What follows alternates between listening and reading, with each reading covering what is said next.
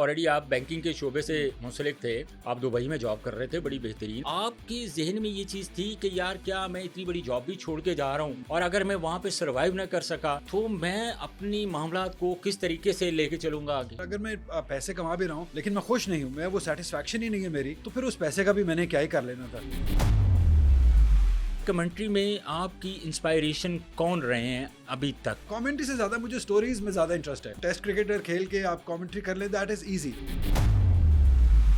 Pakistan India का final हो रहा था एशिया कप का, अब वहाँ पे पाकिस्तान बहुत धुलाई कर रहा था। अब उसमें जो एनर्जी थी ना, पता नहीं अल्फाज भी खुद ही निकल रहे थे। मजे की बात ये थी कि साथ हमारे इंडियन कमेंटेटर्स थे, तो उनकी एनर्जी बिल्कुल लो हो गई। फिर हमने उनको तसल्ली दिलाई, कोई बात नहीं, एक आधा मैच है, हो जाता है। वकार भाई से आपको कुछ सीखने को मिलता है? उनका कमेंट्री करना ये पाकिस्तान का नुकसान है। नवोजीत सिंह सिद्धू, उनकी कमेंट्री का तो अंदाज ही बड़ा डिफरेंट होता है। कमेंट्री भी कर रहे हैं और साथ साथ अब कोई कॉमेडी शो भी हो रहा है, कोई रिस्ट्रिक्शंस भी होती हैं आपके सामने। मेरे कॉलीग हैं, उन्होंने उनसे ही गलती हो गई, अपनी तरफ से उन्होंने फनी बने, उन्होंने कहा कि शाहनवाज धानी इन्होंने याद करा दी नानी, तो very next day it was taken of, उनको कमेंट्री से हटा दिया था। अगर आपको इस पीएसएल से ड्रॉप किया गया है तो आने वाले इवेंट्स के लिए आप कितने होपफुल हैं? टाइम्स आते हैं जहाँ पे होता है कि यार व्हाई मी, अब क्या कर सकते हैं, क्योंकि मेरे पास और तो मैं कुछ अब कर नहीं सकता। ज़्यादा बेहतर प्रेजेंटेशन जो है वो एक क्रिकेटर कर सकता है या एक जो नॉन क्रिकेटर बनता है? अल्फाजों की खूबसूरती है वो एक नॉन क्रिकेटर के पास ज़्यादा बेहतर होती है। हमारे पास कौन सा ऐसा फास्ट बॉलर है जिसको पूरा अबूर हासिल हो कि भाई इससे बेहतर रिवर्स स्विंग कोई कर ही नहीं सकता? कोई एक नाम मुझे आप बता दें। बांग्लादेश जो हमसे सीखता था, उसके फास्ट बॉलर्स आके डरा के आउट कर, नीचे उतार के आउट किए जी।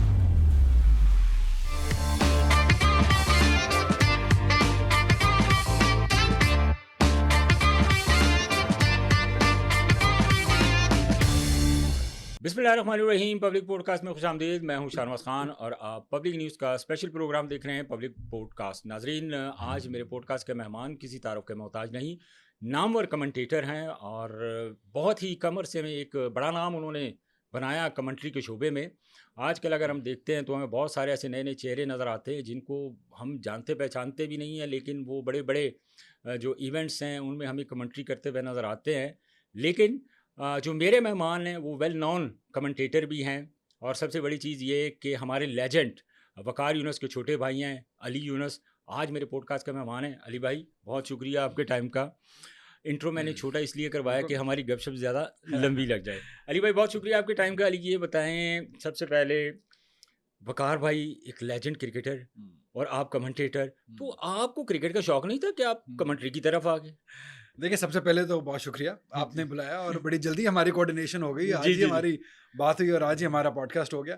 देखिए, वकार भाई क्रिकेट ज़रूर खेलते थे, लेकिन मैं शुरू में क्रिकेट खेला, जी, जी। फर्स्ट क्लास क्रिकेट खेला, ओके। अंडर 19 भी खेला रीजन से। अच्छा। लेकिन अब जब आपको मालूम है ना कि वकार भाई जब घर पे हों और उनके लिए उनको इम्प्रेस करना बहुत मुश्किल है, तो उन्होंने हाँ। मुझे बहुत पहले बता दिया था कि पुत्र तेरे वास की गल नहीं हैगी, तू अच्छा। रहने दे, कुछ और काम कर ले। अच्छा। तो वो मैं बहुत कम फर्स्ट क्लास खेल के, तो मुझे एहसास हो गया कि वकार भाई ने अगर कह दिया है तो तो कोई आपको बात है। कोई बात है। तो मैंने उनकी बात हमेशा ही कभी नहीं टाली है, जी, जी। तो मैंने उनकी बात सुन ली और मैं तब बैंकिंग में चला गया था। फिर व्हेन आई वाज 22, अच्छा। तो फिर मैंने कोई 10 एक साल बैंकिंग में लगाया। तो मैंने कहा नहीं, वो मज़ा नहीं आ रहा, चस नहीं आ रही जो आनी चाहिए थी, क्योंकि क्रिकेटर एक फंसा हुआ था अंदर। तो फिर मैंने सोचा कि कहाँ किस ज़रिए से क्रिकेट में दोबारा घुसा जाए। मुझे हमारे बहुत अच्छे अंपायर हैं एहसन रज़ा, उन्होंने जी, कहा जी। कि आप ऐसा करो कि अंपायरिंग का कोर्स कर लो, लेकिन मेरा ज़हन नहीं माना। तो मैंने फिर, क्योंकि आप बैंकिंग जब आप करते हैं तो आपके कम्युनिकेशन स्किल्स बहुत अच्छे हो अच्छी हो जाते हैं, जाती हैं, बहुत, बिल्कुल, क्योंकि इसमें आप कोई 10 शक साल नहीं। मैंने की, हम्म। इंटरनेशनल की, दुबई में की। जी, जी। तो फिर मैंने सोचा कि क्यों ना ये शोबे की तरफ देखा जाए। तो फिर मैंने कमेंट्री का शोबा इख्तियार किया और अल्लाह का शुक्र है, क्योंकि मैंने बहुत मेहनत की, क्योंकि मैं बहुत कुछ छोड़ के आ रहा था। ऐसा नहीं था कि मैं बिल्कुल जीरो से, मैं नेगेटिव से स्टार्ट होके कमेंट्री में आया था।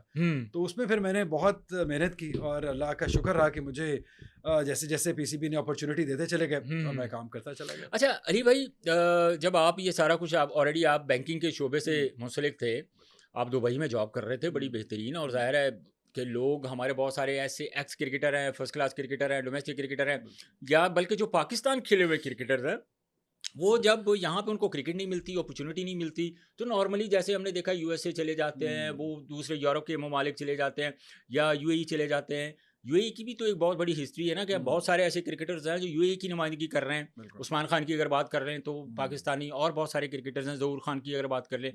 सो जब आप ये छोड़ के आ रहे थे तो आपके जहन में ये चीज़ थी कि यार क्या मैं इतनी बड़ी जॉब भी छोड़ के जा रहा हूँ, और अगर मैं वहाँ पे सर्वाइव ना कर सका तो मैं अपनी मामलात को किस तरीके से लेके चलूँगा आगे? अच्छा, टू बी वेरी ऑनेस्ट, नहीं, मैंने नहीं सोचा। मुझे इतना फेथ था मेरे अंदर, क्योंकि मेरी मदर की सपोर्ट बहुत ज़्यादा थी मेरे साथ। उन्होंने कहा ठीक है, देखी जाएगी, तू करना। क्योंकि अगर एक इंसान खुश नहीं है किसी भी चीज़ के अंदर, अगर मैं पैसे कमा भी रहा हूँ लेकिन मैं खुश नहीं हूँ, मैं वो सेटिस्फैक्शन ही नहीं है मेरी, तो फिर उस पैसे का भी मैंने क्या ही कर लेना था। तो मैंने ये कहा, इतना मैंने अपने आप को टाइम दिया कि 3 से 4 साल देखते हैं, क्योंकि एक 10 साल का करियर तो बन ही नहीं गया। अगर मैं वर्स्ट केस सिनेरियो फ्लॉप भी होता या अपॉर्चुनिटी ना में मिलती तो मैं वापस बैंकिंग में जा सकता था। ये मेरे बैक ऑफ द माइंड एक ये तो एक था ना हाँ, पीछे वो बैकअप मेरा था, तो इसलिए। बट स्टिल वो जो मेरी मदर की जो सपोर्ट थी ना, वो बहुत ज़्यादा मेरे काम आई। वो अगर कभी भी, क्योंकि शुरू में जब मैंने छोड़ के आया तो पहला साल या 2 साल आप कर लें, पहले 2 साल तो कोई इवेंट था ही नहीं। 2019 की बात है, बहुत कम ब्रॉडकास्ट होती थी क्रिकेट। उसके बाद जाके फिर थोड़ा ऐसा, मुझे तो ऐसा लगता है कि शायद अल्लाह ने मेरे लिए ही ये जो डोमेस्टिक क्रिकेट को ब्रॉडकास्ट दोबारा करना शुरू किया और अच्छे लेवल पे करना शुरू किया, अच्छी कंपनीज ने करना शुरू किया, पाकिस्तान क्रिकेट बोर्ड ने उसमें इंटरेस्ट लेना शुरू किया, तो वो फिर करियर उस तरीके से थोड़ा फाइनेंशियली सपोर्ट जो थी वो फिर आहिस्ता आहिस्ता आहिस्ता मिलते चले गई, और फिर पीएसएल का दरवाज़ा खुल गया। या ये आपको थोड़ा, आप पर इत्मीनान नहीं थे कि मैं वकार यूनुस का भाई हूँ, मेरे लिए रास्ते कोई भी जो है ना मुश्किल नहीं होंगे, अगर मैं इस फील्ड में कदम रखता हूँ तो मेरे लिए दरवाजे जो है ना वो खुले होंगे। इसके ऊपर आप कितने कॉन्फिडेंट थे, या इस चीज़ का आपने कभी फ़ायदा आपको मिला, उठाया, इस्तेमाल किया इस चीज़ को? ये देखें, आप भी क्रिकेट बहुत खेले हैं, बहुत देखते हैं, बहुत बात करते हैं क्रिकेट पे।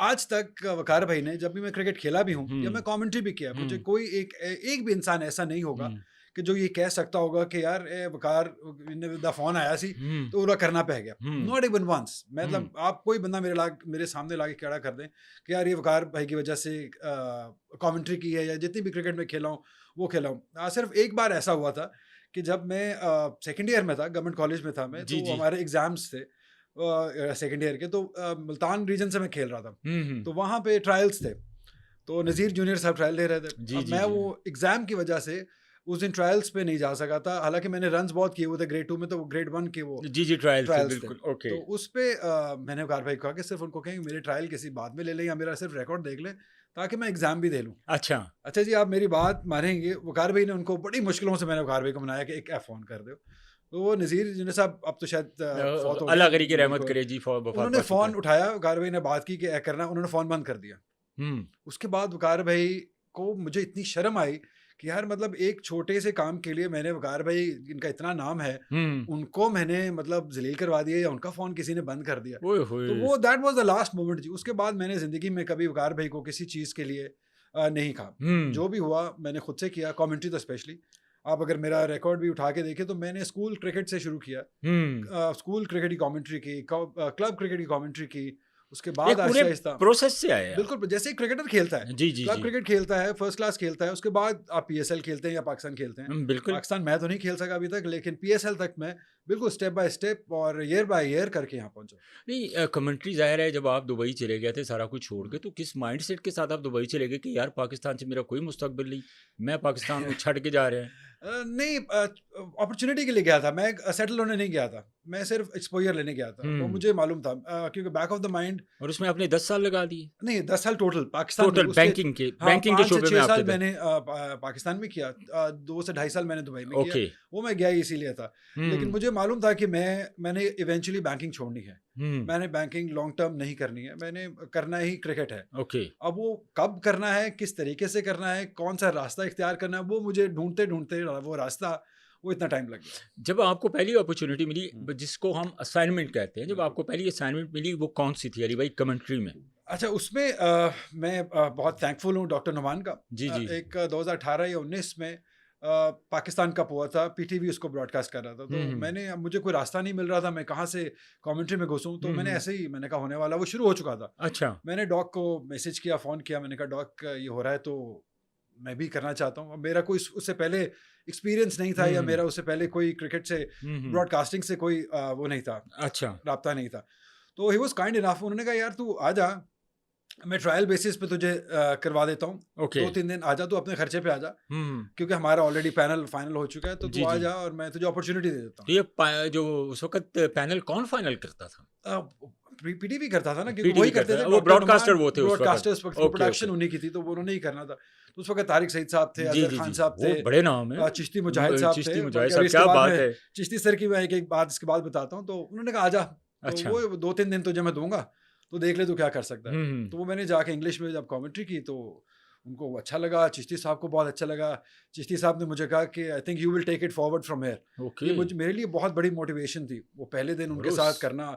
और वो तो फिर वहाँ से फिर वो उन्होंने कहा 2 दिन ही, अब तो पूरा इवेंट ही करेगा। अच्छा तो वो 2 दिन की कहानी फिर पूरा इवेंट बनी, ऑल्दो पैसे नहीं मिले, हाँ बट आई वाज सैटिस्फाइड कि मुझे अपॉर्चुनिटी मिल गई। नहीं पैसे तो जाहिर है जब आप ऐसे प्रोफेशनली किसी चीज़ को साइन करते हैं अली हम्म, भाई तो देन आप इस माइंड सेट के साथ जाते हैं कि मैं कोई भी प्रोफेशन अगर चूज़ कर रहा हूँ देन मेरा एक जो अर्निंग का वे है वो बनना चाहिए एज ए प्रोफेशनली कोई भी अगर आप फील्ड लेते हैं चाहे वो आप खेल रहे हों चाहे आप जॉब कर रहे हैं चाहे आप कुछ भी कर रहे हैं सो पहली जो आपकी अर्निंग थी कमेंट्री से कितनी देर बाद थी कि बैंकिंग का शोबा आपने छोड़ा और जिस शोबे के लिए आपने सब कुछ छोड़ा उससे पहली अर्निंग कब कितनी और ये कितनी हुई ये तो बताएं हमें ये मैं आपको चले बता देता हूँ। पहली बार ये बात हो रही है मेरी किसी के साथ वन तो ऑन नहीं वन। हम बैठे हुए हैं तो गपशप तो लगनी चाहिए ना फिर पॉडकास्ट का यही फायदा होता है कि आपके पास टाइम बहुत होता है। जी जी जी देखिए वो 2 साल लगे, इट वाज 2 इयर्स, लेकिन वो मैंने 3 साल का प्लान किया था कि मुझे अगर 3 साल भी लगेंगे तो मैं इट्स ओके। मैंने इतनी सेविंग अपनी कर रखी थी। सरवाइव कर हाँ, लेंगे क्योंकि मैंने बैंकिंग में इतनी सेविंग कर रखी थी कि यार इतना, बट स्टिल वो सेविंग बहुत जल्दी खत्म हो गई थी। वो तो मुझे बाद में एहसास हुआ कि यार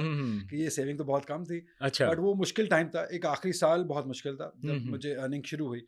वो फिर एक जब ट्रांस ग्रुप आया, उनकी प्रोडक्शन हुई, लाहौर कलंदर का एक इवेंट था, जी जी जी T10 हुआ था इधर ही लाहौर में, उनका जी पहला बिल्कुल इवेंट। लाहौर के अंदर का हुआ तो था वो मेरी पहली अर्निंग थी, वो वाला इवेंट जो था ओके कमेंट्री से। अच्छा हाँ जी। तो कितनी आपको उस वक्त जो पेमेंट हुई पहली मर्तबा और आपने कहा कि यार गुड इनफ देखिए गुड इनफ, उस वक्त तो कुछ भी मिल जाता है। वो हालात थे कि उस वक्त तो अगर स्ट्रगलिंग टाइम चल रहा था बहुत ज़्यादा, मतलब पैसे ख़त्म हो गए थे अब, लेकिन और वो उतनी हिम्मत भी नहीं थी किसी से मांगने की, क्योंकि बचपन से जॉब कर रहा था 21-22 साल खुद से, तो वो मुख्तार खुद थे मुख्तार था। सेविंग ख़त्म हो गई थी, तो वो मुश्किल वक्त, बिल्कुल साल एक बहुत मुश्किल था। बट देन शुरू हुआ वो 8,000 पर डे के हिसाब से शुरू हुआ था। ओके तो वहाँ से वो शुरू हुआ, तो वो क्योंकि 8-6-7 दिन का इवेंट था, जी जी तो वो फिर इतने पैसे बन गए। लेकिन वो पैसे इतने इंपॉर्टेंट नहीं थे जितनी वो सेटिस्फैक्शन इंपॉर्टेंट थी कि हाँ मैं एक जगह पे पहुंचा हूँ जहाँ से अब मुझे लगता है कि मेरे पैसे बनना शुरू हो गए हैं। अब इसको मैं एज अ फाइनेंशियल करियर भी देख सकता हूँ। इट वाज दैट इवेंट जहाँ से वो सारा स्टार्ट हुआ था। और ज़ाहिर है बड़े बड़े इवेंट्स जब आप करते हैं अली भाई जिस तरह आप एक लोकल इवेंट कर रहे हैं पीएसएल का बहुत बड़ा इवेंट है आपने किए भी पीएसएल के इसके अलावा जो नेशनल होते हैं इसके अलावा जो आप बाहर के ममालिक के जब इवेंट्स करते हैं तो जाहिर है वहाँ तो काफ़ी अपॉर्चुनिटी होती है आपके पास हमने बहुत सारे कमेंटेटर्स दे रहे हैं अब देखें अगर तारिक सईद की बात करते हैं जैसे चिश्ती मुजाहिद साहब की बात करते हैं कि जब वो कमेंट्री कर रहे होते थे तो लगता था कि यार मैच का मज़ा दुबाला हो गया तो आप वैसे कमेंट्री में आपकी इंस्पायरेशन कौन रहे हैं अभी तक देखिए जब मैं आया था ना तो मेरी वैसे तो कमेंट्री तो मैं वैसे बहुत इंग्लिश कमेंटेटर्स को मैं सबको सुनता था। इंग्लिश में किस कमेंटेटर को आप ज़्यादा सुनते थे जाहिर है इंसान जब लर्निंग प्रोसेस से गुजर रहा होता है अली भाई तो उस वक्त तो मैं अगर मुझसे पूछे तो वो एक हमारे वो टोनी थे शायद ग्रेग थे, टोनी बिल्कुल, ग्रेग हाँ, बड़ी अच्छी बिल्कुल। कमेंट्री बिल करते लॉरी थे हैं, फिर बिल उसके लॉरी बाद थे। वो कमेंट्री थे पाकिस्तान में रमीज़ राजा बहुत रमीज़ अच्छी भाई, कमेंट्री करते थे बिल्कुल। वकार भाई बड़ी अच्छी कमेंट्री करते थे जो हम सबके लिए बड़ा सरप्राइज होता था कि वकार भाई इतनी हाँ, ज़बरदस्त कमेंट्री भी करते हैं करेक्ट। तो आपको कौन से कमेंटेटर अच्छे लगते थे देखिए नेचुरली क्योंकि पाकिस्तान में तो रमीज़ भाई, जैसे आपने कहा, जी रमीज़ भाई जी को मैंने रमीज़ भाई से बहुत सीखा है। उनसे तो हम्म मेरी अभी भी बहुत बात होती है। मैं उनसे पूछता रहता हूँ कि हम्म मतलब मैंने ये किया है, कैसा है, किस तरीके से मैं और फीडबैक के लिए बेहतर किस तरह से कर सकता हूँ। इंटरनेशनली मार्क निकलेस को मुझे बहुत उनको इंस्पायर करती है उनकी स्टोरी भी, क्योंकि वो भी फर्स्ट क्लास क्रिकेट खेल के ही कमेंटेटर बने थे कमेंटेटर बने, और वो क्या खूब ब्रॉडकास्टर बने कि वो अच्छा उनको मैं बहुत ज़्यादा इंस्पायर करता हूँ। मुझे कमेंट्री से ज़्यादा मुझे स्टोरीज में ज़्यादा इंटरेस्ट है कि कैसे बने हैं आप। टेस्ट क्रिकेटर खेल के आप कमेंट्री कर लें, दैट इज़ ईजी। लेकिन अगर आप टेस्ट क्रिकेटर नहीं हैं, आप इंटरनेशनल क्रिकेटर नहीं हैं, फिर आप उन क्रिकेटर्स के अंदर जाके बैठे हुए हैं और उनके मुकाबले का काम कर रहे हैं, आई थिंक ये बड़ी बड़ी वो ज़्यादा ये बहुत इंस्पिरेशनल है। अचीवमेंट होती है यही कि देखें, अब किसी भी क्रिकेटर, जब कोई भी बच्चा क्रिकेट शुरू करता है ग्रास रूट लेवल से, अगर आप उसको उठा ले कि वो अंडर 19 से शुरू करता है, अंडर 17 से शुरू करता है, डोमेस्टिक खेलता है, फर्स्ट क्लास खेलता है, PSL खेलता है, देन वो नॉक करता है नेशनल टीम के लिए।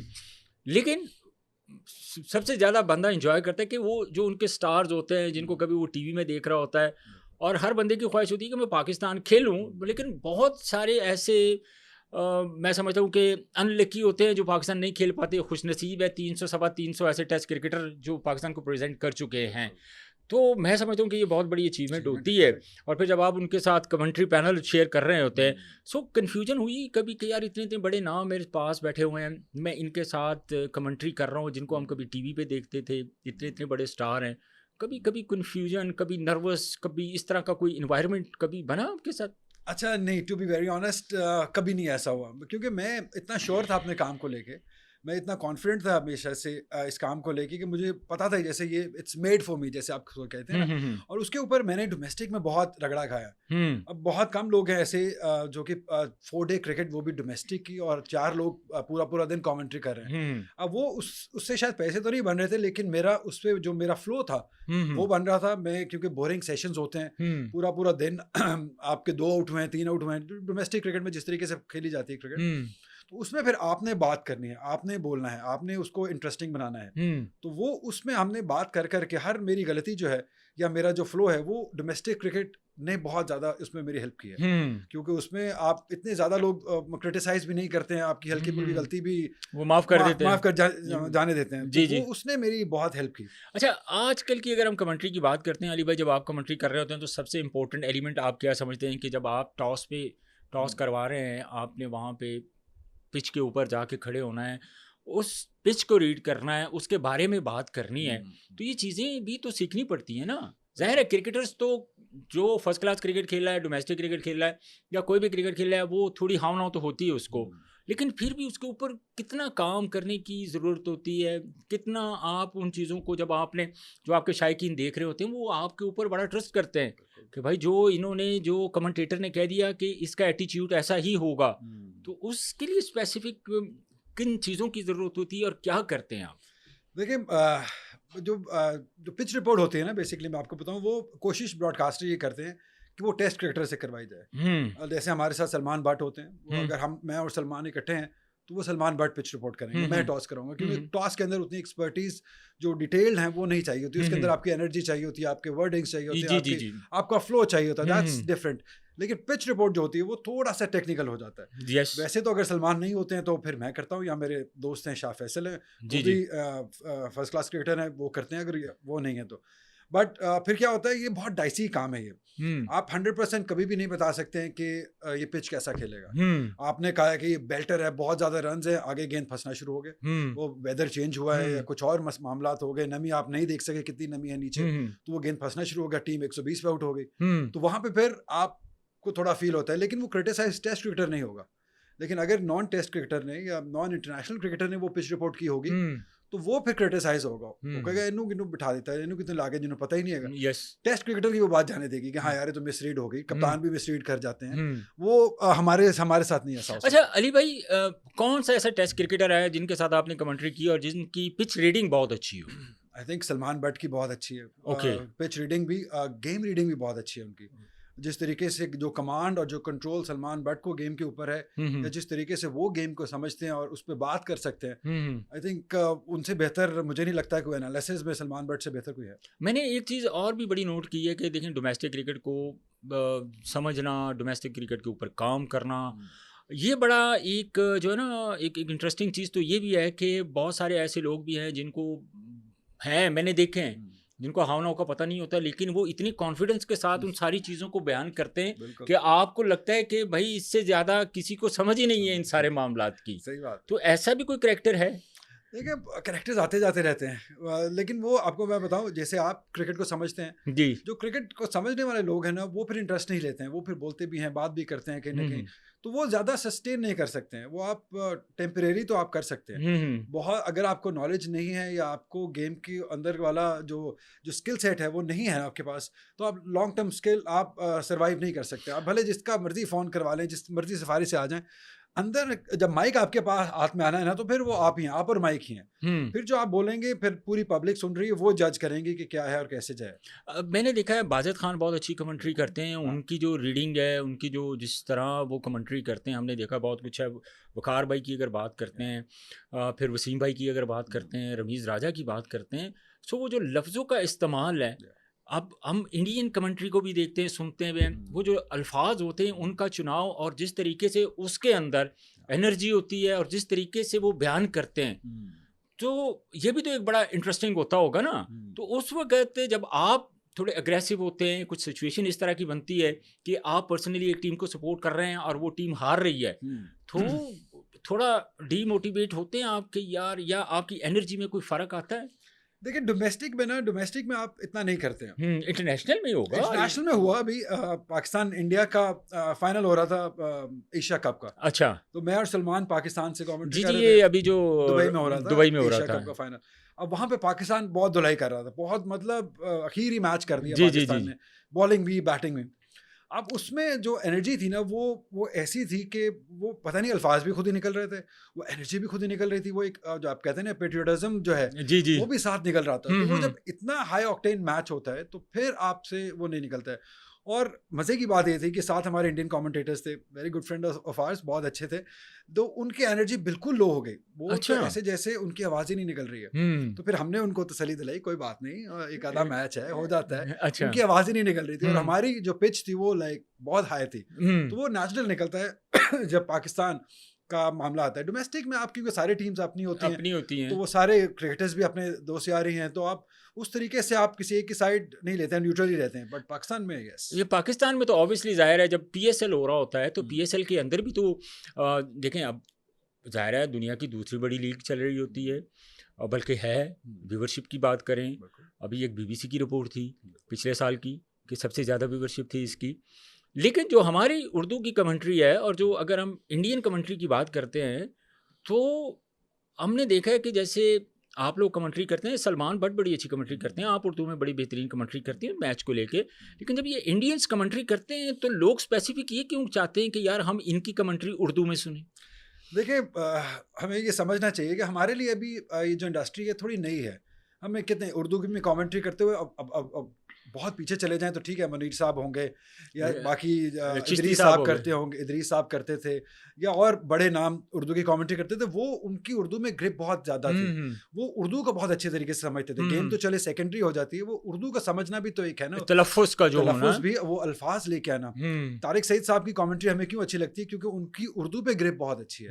अब उनके अंदर कोई इंडियन टच नहीं है, वो बिल्कुल खालिस्तान उर्दू कमेंट्री करते हैं, उनके अल्फाज बिल्कुल उर्दू के हैं, लेकिन उनको कौन से उर्दू का लफ्ज़ जो है वो कहाँ, किस सिचुएशन पे, किस एनर्जी से लगाना है, वो आता है। अब अनफॉर्चुनेटली जो क्रिकेटर्स उर्दू की कमेंट्री करते हैं, अब जाहिर बात है वो इंग्लिश कमेंट्री करते हैं, उनका जो मेन है वो इंग्लिश कमेंट्री है। वो जब उर्दू में आते हैं तो उस तरीके के अल्फाज नहीं होते हैं जो कि तारिक साहब के पास है, जो एग्जांपल मैं दे रहा हूँ, इसलिए वो उतनी एक्साइटिंग लगती नहीं है। तारिक साहब की कमेंट्री एक्साइटिंग लगती है, आपको अच्छा लगता है देख के, लेकिन बाकियों की उस तरीके से नहीं लगती है। सिकंदर बख्त एक एग्जांपल है कराची में, क्रिकेटर नहीं, जो कमेंटेटर जी कमेंटेटर हैं, जी मैं उनकी बात कर रहा हूँ। उनकी भी आपको अच्छी लगेगी क्योंकि उनकी आवाज़ ऐसी है, बड़ी उनकी उर्दू बहुत अच्छा है, उनका तलफ़्फ़ुज़ बहुत क्लीन है, उनकी भी अच्छी लगती है बिकॉज कि वो लैंग्वेज पे कमांड है। अब अगर यही रमीज़ भाई हैं, वो इंग्लिश में कर रहे होंगे क्योंकि लैंग्वेज पे कमांड है, तो वो बहुत अच्छी लगेगी। बट वो तो खैर उर्दू में भी बहुत अच्छे लगते हैं, बट बहुत दफ़ा ऐसा होता है कि वो उर्दू में कहीं फंस जाते हैं तो फिर वो अंग्रेजी बीच में डालनी पड़ती है। वकार भाई से आपको कुछ सीखने को मिलता है जब आप, जाहिर है वकार भाई भी एक बड़ा नाम है कमेंट क्रिकेट में तो है ही है, लेकिन जब वो कमेंट्री कर रहे होते हैं और स्पेशली जब उर्दू में कमेंट्री करते हैं तो वो बड़ी मज़ेदार कमेंट्री होती है। हमने देखा कि जिस तरह गुज़िश्ता जो सीजन्स गुजरे हैं, वकार भाई को हमने सुना, वो तो कमेंट्री स्पेशली उर्दू में जब करते हैं तो बड़ा, मैं पर्सनली मैं तो बहुत इंजॉय करता हूँ। तो वकार भाई से भी आप कुछ सीखते हैं? मतलब तलफ़्फ़ुज़ तो आपके बेहतर होंगे क्योंकि आई नो, लेकिन फिर भी सही है क्योंकि मैंने घर में है ना, मैंने उनसे मिलना भी है। लेकिन कुछ खास स्पेसिफिक जो टेक्निकल चीज़ें सीखने को मिलती हैं आपको, या आप उनसे पूछते हैं कि विकी भाई मुझे ये बताएं कि मुझे क्या करना चाहिए, क्या करने की ज़रूरत है, इसको मैं कैसे इंप्रूव कर सकता हूँ? देखिए बात तो नेचुरली होती है, वो पाइन का ना तलफ़्फ़ुज़ मैनू दस।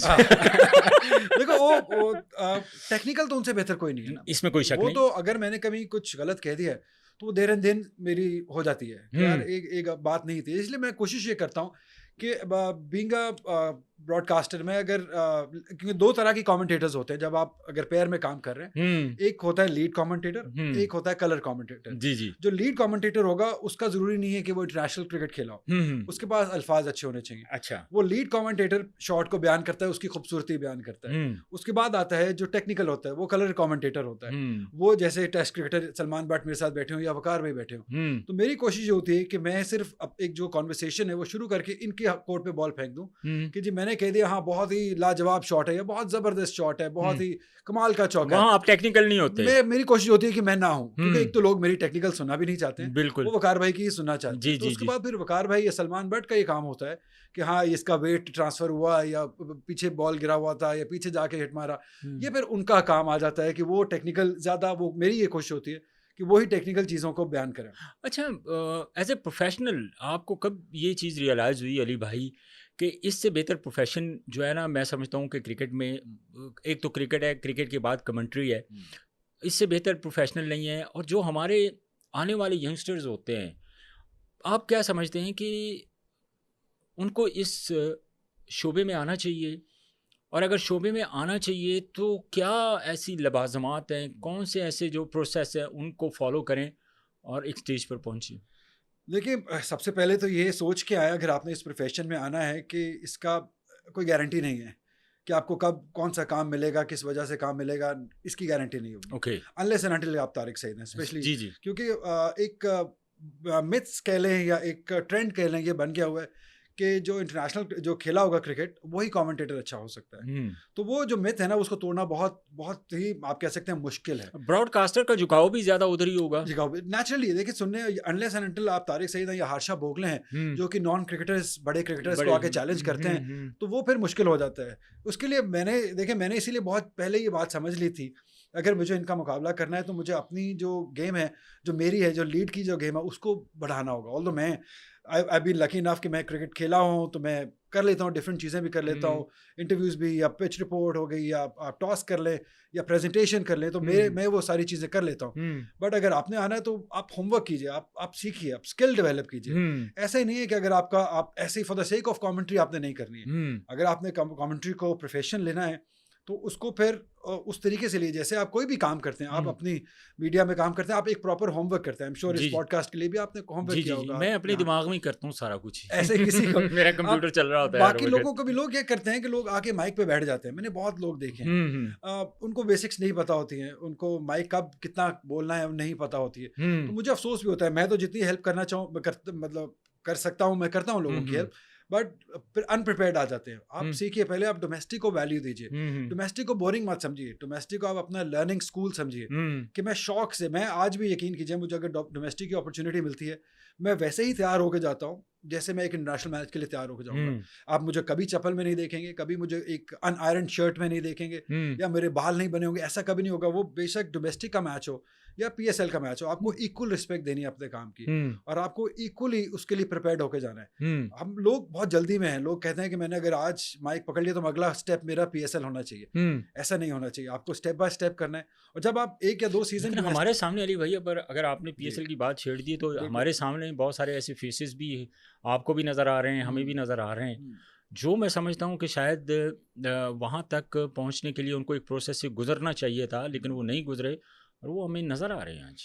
देखिए वो उनका ही नुकसान है, PSL का भी नुकसान है कि आप वो क्वालिटी शायद नहीं दे पाएंगे। ठीक है, आपने करवा लिया, आपका हो गया, कह सकते हैं हम, आप आ गए, अब यू वर लकी इनफ, मैं कहूँगा कि आप उस सीट पे आ गए। बट अगर आप व्हाट आफ्टर दैट, आपने सिर्फ पाकिस्तान, मेरा एम ये है कि मैंने सिर्फ पाकिस्तान सुपर लीग या पाकिस्तान में नहीं रहना है, मुझे ICC की तरफ जाना है, मुझे आगे जाना है। मुझे सिर्फ ये मेरा गोल नहीं है कि मैं पाकिस्तान कर लूँ या मैं सिर्फ पाकिस्तान के अंदर कमेंट्री करूँ। मुझे आगे जाना है, मुझे ICC के इवेंट्स करने हैं, मुझे बाकी डिफरेंट दुनिया की लीग्स के अंदर कमेंट्री करनी है। वो तभी होगी जब मेरा काम अच्छा होगा। ICC पैनल भी होता है कमेंट्री का? जो है ICC का अपना पैनल होता है। जो पैनल में कितने लोग होते हैं और उनका ICC तक पहुँचने का जो आप कह लें कि जो तरीकाकार है वो क्या होता है? देखिए तरीक़ेकार तो ऐसा, अभी जैसे इस वर्ल्ड कप में मैंने देखा कि पहली बार ICC ने उर्दू कमेंट्री इंट्रोड्यूस की, तो हमारे तारिक साहब गए, एक और हमारे दोस्त हैं, वैसे तो वो दुबई में रहते हैं, ज़ोहेब, वो भी कमेंट्री में गए, आईसीसी के वर्ल्ड कप उन्होंने किया, उर्दू में किया। ओके। तो वो देखिए, वो अगर आपने अपना, जैसे तारिक साहब का तो नाम बोलता है, आपने इतनी नाम अपने काम के अंदर इतनी अच्छा आप बन गए हैं कि लोग आपको इंटरनेशनली जानना शुरू हो गए, इसलिए वो आपको बुलाते हैं। तो तभी मैं इसीलिए मैं कहता हूँ कि आप अपना काम इतना अच्छा कीजिए कि, क्योंकि देखिए ब्रॉडकास्टर्स कहाँ हैं, ज़्यादातर इंडियंस हैं जो कि अब उर्दू मोस्टली समझते हैं। अगर आप देखें कि ज़्यादातर आपकी एक बहुत बड़ी पॉपुलेशन है जो उर्दू बोलती है और उर्दू समझती है, बिल्कुल। और मैं समझता हूँ कि चंद ऐसे कमेंटेटर्स हैं जिनमें मैं अगर बात करूँ, तारिक सईद की बात करूँ मैं, उनके बाद अगर ये जो इंडियन कमेंटेटर्स हैं, एक तो हर्षा भोगले हैं, एक और हैं उनके साथ, वो अक्सर टीवी चैनल्स पे हमें नज़र आते हैं बात करते हुए, नाम मेरे जहन में नहीं आ रहा, लेकिन वो हर इंटरनेशनल इवेंट्स में भी हमें नज़र आते हैं, जो आईसीसी के इवेंट्स होते हैं, वो कमेंट्री जो है बाकायदा एक बड़ा पैनल है। अब अगर उनकी बात करें, इरफान पठान की बात कर लें, नवजीत सिंह सिद्धू की अगर बात करें, तो उनकी कमेंट्री का तो अंदाज ही बड़ा डिफरेंट होता है। वो तो इस तरह हो रहा है जैसे आप वो कमेंट्री भी कर रहे हैं और साथ साथ आप कोई कॉमेडी शो भी हो रहा है, खुल के करते हैं, वो इस तरह करते हैं। सो अगर आपने ये बात की है खुल के करते हैं, तो कोई रिस्ट्रिक्शंस भी होती हैं आपके सामने, आपको कोई लॉज दिए जाते हैं कि इनको आपने फॉलो कर रहे हैं? नहीं, नॉट एग्जैक्टली, आपको ब्रॉडकास्टर की तरफ से तो नहीं दिए जाते, ये आपके अपने लॉज हैं, ये आपके एथिक्स हैं कि आप किस हद तक जा सकते हैं। आपने अपने आप को देखना है कि यार हाँ, ये सूटेबल है चीज़, ये मैं चीज़ बोल रहा हूँ, पूरी दुनिया सुन रही है, क्या ये चीज़ अच्छी लगेगी या नहीं लगेगी। अभी एक एग्जाम्पल हुई, जैसे नेशनल T20 में भी मेरे कॉलीग हैं, उनसे ही गलती हो गई, तो उन्होंने शाहनवाज धानी का अपनी तरफ से उन्होंने फ़नी बने, तो अब मैं अपने कल्चर की सिर्फ बात कर रहा हूँ, ये अगर इंडिया में बोला जाता तो शायद इसकी एक्सेप्टेंस डिफरेंट होती, लेकिन हमारे यहाँ इसकी एक्सेप्टेंस नहीं थी। तो उन्होंने कहा कि शाहनवाज धानी इन्होंने याद करा दी नानी, अब ये उन्होंने लाइन यूज की, शेर बना लिया अपनी तरफ से उन्होंने, मतलब इट वाज न्यू, वो बिल्कुल नए हैं, उन्होंने ज्यादा कमेंट्री की नहीं है।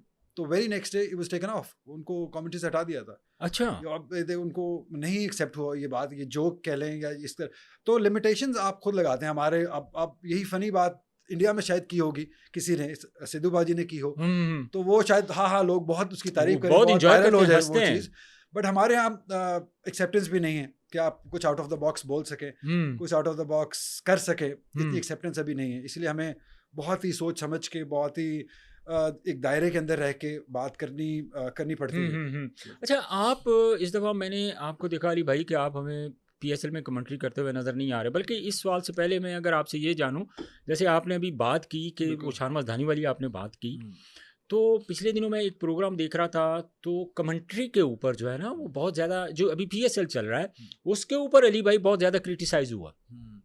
देखिए अनफॉर्चुनेट है, क्योंकि यही लोग हैं यूजुअली जो कमेंट्री करते हैं, सिर्फ एक दो चेहरे जो नए आए हैं।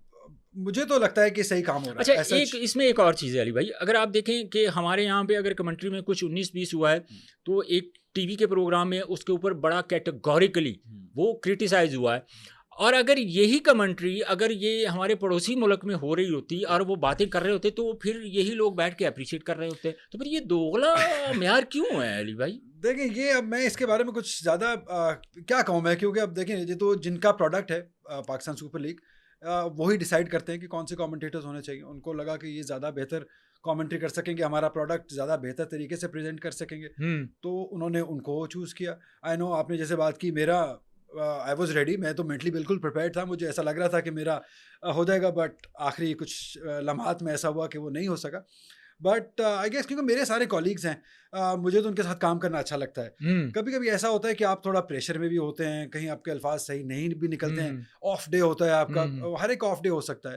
अब वो अगर सब कोई एक दिन पकड़ लें या एक बात को पकड़ लें, थोड़ा अनफेयर है उनके लिए। अच्छा, एक चीज़ आपने भी, तो ऑब्वियसली आप तो इस शोबे से मुंसलिक हैं, लेकिन हम एज ए हम क्रिकेट पे बात करने वाले, हम क्रिकेट देखते हैं, हम सुनते हैं, तो हमने देखा कि पहले इस कमेंट्री का जो पैनल होता था, इसके ऊपर कभी इतना इन चीज़ों को हाईलाइट नहीं किया गया था, जो हमें इस दफ़ा चीज़ें हाईलाइट होती हुई नज़र आ रही हैं, जिसमें ज़ाहिर जब जो कमेंट्री पैनल फाइनल होता है, आपका नाम भी नहीं था, वकार भाई का नाम भी नहीं था, उसके बाद फिर टीवी के प्रोग्रामों का मैंने जिक्र किया कि उसके ऊपर, तो ये स्पेसिफिक, ये टारगेटेड जो क्रिटिसाइज करना है कमेंटेटर्स के ऊपर, या आपका और वकार भाई का ना होना, क्या रीजंस थी इनकी? देखिए, जब आपका प्रोडक्ट बढ़ता है ना, जैसे पाकिस्तान सुपर लीग जब वो बढ़ रही है, it's getting bigger and bigger, 8 टीमें हो गई, ज़्यादा व्यूअरशिप हो गई, तो फिर नज़रें भी ज़्यादा होती हैं, और जब नज़रें ज़्यादा होंगी तो हर बंदा चाहेगा कि बेस्ट ऑफ द बेस्ट उसके अंदर हमें रिप्रेजेंट इस कर रहा हो। सीजन से पहले कमेंट्री के ऊपर कभी क्रिटिसाइज नहीं हुआ? देखिए फिर शायद हो सकता है अब मैं आई डोंट नो कि वो कहाँ किस वजह से क्रिटिसाइज हुआ। हो सकता है कोई एक आधा दिन ऑफ गुजरा हो ओवरऑल, क्योंकि पैनल में कुछ लोग नए भी हैं, कुछ लोग तो बिल्कुल ही नए हैं जिनको हमने पहले कमेंट्री करते हुए देखा ही नहीं है। तो वो कहीं ना कहीं ऐसा हो सकता है कि एक आधा दिन ऑफ गुजर गया हो जिसकी वजह से क्रिटिसिज्म हो गई हो। But I am pretty much sure कि पाकिस्तान सुपर लीग वाले भी देख रहे होंगे। अब वकार भाई का ना होना वाज अ बिग सरप्राइज मेरे लिए, तो बहुत एक शौक था।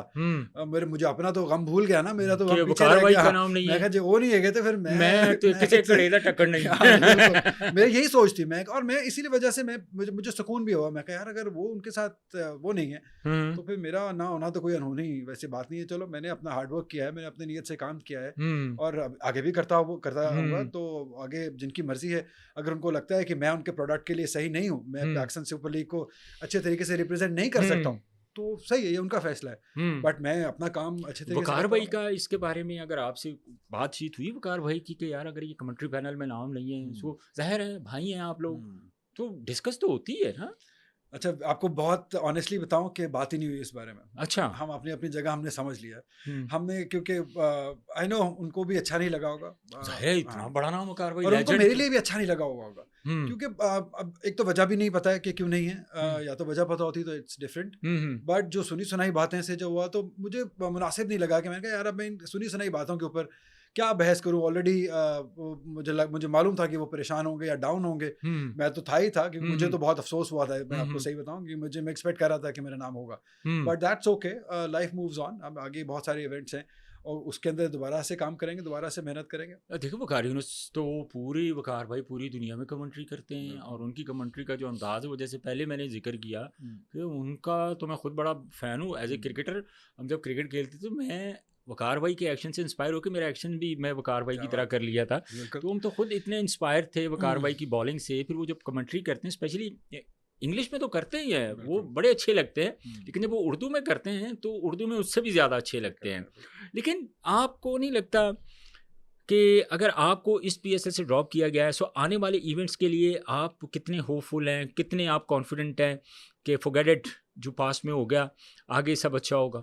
देखिए कोशिश तो मैं यही करता हूँ कि अपने आप को बहुत मोटिवेटेड रखूँ, लेकिन टाइम्स आते हैं जहाँ पे होता है कि यार वाई मी, मेरे साथ मतलब मैंने ऐसा किया कि मैं तो बहुत अभी आप जैसे हम ऑफ एयर भी बात करते हैं कि नेशनल T20 में 2 दिन पहले PSL से हम करके आए हैं, जब अनाउंस हुआ से 3-4 दिन पहले। तो अफसोस तो होता है, लेकिन अब क्या कर सकते हैं क्योंकि मेरे पास और तो मैं कुछ अब कर नहीं सकता हूँ। This is what I have to do. और मैं किसी के कहाँ क्या करूँ, किससे पूछूँ, आई डोंट नो, मुझे भी नहीं मालूम है। इसलिए मैं अपने आप को मोटिवेट रखता हूँ कि कोई बात नहीं, जस्ट वन इवेंट, इंशाल्लाह दोबारा से काम करेंगे नीचे से। अगर मुझे दोबारा डोमेस्टिक भी करना पड़ा, मुझे दोबारा डोमेस्टिक तो खैर मैं वैसे ही शौक से करता हूँ क्योंकि मैं क्रिकेट से इन टच रहता हूँ डोमेस्टिक। जी, तो मुझे करना पड़ा तो I do it again. Career के ऊपर आप समझते हैं कि कोई फ़र्क पड़ता है कि जब आप एक जगह पे एक स्टेज पे पिछले 6-7 साल से आप कंटिन्यू कमेंट्री कर रहे हैं, किसी कोई ना कोई रोल जो है वो आप जो है वो प्ले कर रहे हैं क्रिकेट को लेके, और सडनली उस प्रोफेशन में अगर ब्रेक आती है तो माइंड को पॉजिटिव रखते हैं या नेगेटिव चीज़ें आनी शुरू हो जाती हैं कि मुझे इस प्रोफेशन को कंटिन्यू करना है या मुझे लीव करना है इसको? देखिए थॉट्स तो आती हैं, ऐसा नहीं है कि थॉट्स नहीं आती हैं, क्योंकि अगर कोई भी इस तरह का सिनेरियो बनता है अली भाई, तो उसमें जहां आप पॉजिटिव सोच रहे होते हैं कहीं ना कहीं नेगेटिव भी हो रही होती है, जहां नेगेटिव होती है वहां पॉजिटिव भी हो रही होती है। बिल्कुल आप सही कह रहे हैं। लेकिन मैंने आपको बताया ना कि मेरी सपोर्ट घर पे बहुत बहुत बड़ी है। मेरी मदर की सपोर्ट बहुत बड़ी है। अब मेरी वाइफ वो भी क्रिकेटर, जी जाहिर है बड़ा नाम है, सपोर्ट बहुत है। तो अब हम एज अ फैमिली हम लोगों ने, वकार भाई ने, हमने बहुत अप्स एंड डाउन्स देख रखे हैं। मैंने अपने सामने वकार भाई के क्रिकेटिंग करियर में बहुत अप्स एंड डाउन्स देखे हैं। उनका अपने पीक पे ड्रॉप होना, 99 के वर्ल्ड कप में बेंच पे बैठना, फिर 2003 में कप्तान बन जाना। तो मैंने अपने घर में ऐसी एग्जांपल्स बहुत देखी हैं जहाँ पे अगर एक आधा इवेंट मिस भी हो गया, आप कम बैक करते हैं। वो जो कम बैक वाली जो एक हैबिट है ना, वो मुझे घर से मिली हुई है कि कोई बात नहीं, एक आधा इवेंट है, नहीं हुआ कोई बात नहीं, अगला काम कीजिए। आप अगले इतना अच्छा काम कीजिए कि अगली बार कोई कहे कि हाँ यार ये मेरे प्रोडक्ट के लिए बंदा ठीक है, मुझे इसको लेके आना तो मेरा प्रोडक्ट ठीक हो जाएगा। तो वो जो कम बैक वाली नेचर है ना, वो मुझे वकार भाई से मिली है। नहीं देखिए वकार भाई का तो एक बहुत बड़ा कैरियर है और जाहिर है जब वो क्रिकेटिंग टाइम के ऊपर, अब वकार भाई की हमने क्या तारीफ करनी है, वो बड़ा नाम है वो दुनिया क्रिकेट का, जैसे मैंने आपको पहले बताया। लेकिन सम टाइम अली भाई चीज़ें बहुत पॉजिटिव चीज़ें चल रही होती हैं। एक बंदा एक टाइम पे डिपेंड करता है इस चीज़ के ऊपर कि यार अब अगर मेरा प्रोफेशन ये है, मैं इसको लेके चल रहा हूँ, मेरा इसके अलावा there is no way of income.